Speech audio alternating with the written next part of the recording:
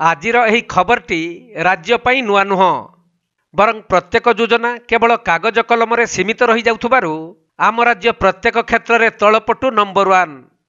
तेबे गंजाम जिला बोगुड़ा ब्लॉक करसिंगी ग्राम को किछि दिन पूर्व फाइलेरिया मुक्त पंचायत बोली घोषणा करा जाइछि।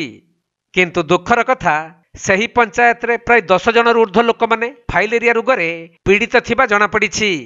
आउ सेमानक मध्यरु 45 वर्षीय शशि दास अन्यतम। से दीर्घ दिन है फाइलेरिया रोग रे पीड़ित थिबा बेले अति दुख जंत्रणा रे गुटिए जरीपाल तले पड़ी रही भी प्रशासन नजर रे ताहा दृष्टिगोचर होई पारु नाही। एपरिकी शशींक रोग एते बढ़ी जाइछि जे तांको शरीर क्षत स्थान रे पुक सालुबालु हेउछंती। यह देखि स्वास्थ्य विभाग अधिकारी जोगाजोग करा जिबारु चिकित्सा करा जाउछि कही कथा को एड़ाई देइथिले। किंतु पीड़िता शशी निजे कहिसंती जे तांको केवल जेतिकी मेडिसिन दिया जाइथिला ताहाकु से खाइछंती। खाली से भीतर अच्छी भारी बाहर को भाने खाली 24 दिन ना कर आ किछि सेवा हमन मेडिकल स्टाफ किबा किछि आपनकर स्वास्थ्य परीक्षा किबा आपनकर किछि ड्रेसिंग फेसिंग किछि करिया पई केही आसी नांती ना आपन मेडिसिन खाउछन देबे। हां आनी के खाउ कहतले आ एते अवस्था भीतर आपन पडिगिरी रहिचंती। आ किए तो नाय मोर मां नाय बापा नाय भाई नाय भाउत नाय किए नाय। अच्छा वर्तमान मेडिकल निया जीव आपन को जिबे आपन हां जेबे गोरे देखे परे आम गणमाध्यम प्रतिनिधि सहयोग में शशी को उद्धार करी बोगुड़ा गोष्ठी स्वास्थ्य केन्द्र को नहीं तांको चिकित्सा करिबार व्यवस्था करा जाइथिला। सेपटे केवल सरकारी कागज कलम रे सीमित रखी करसिंगी ग्राम को मलेरिया मुक्त दर्शा जाइथिले मध्य मशारी बंटन किंतु करा जाउ नाही।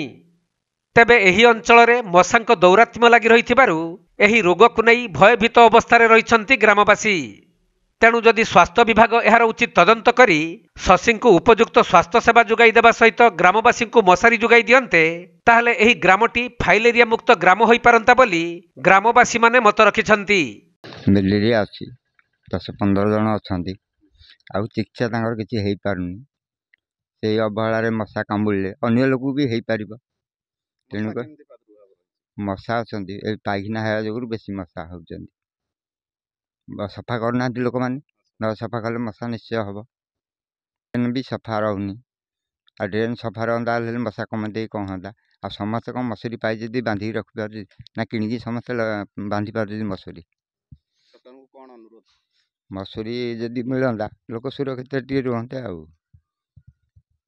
मशा कामुड़े कौन उपाय अच्छे समस्त कि बांधि पार जदि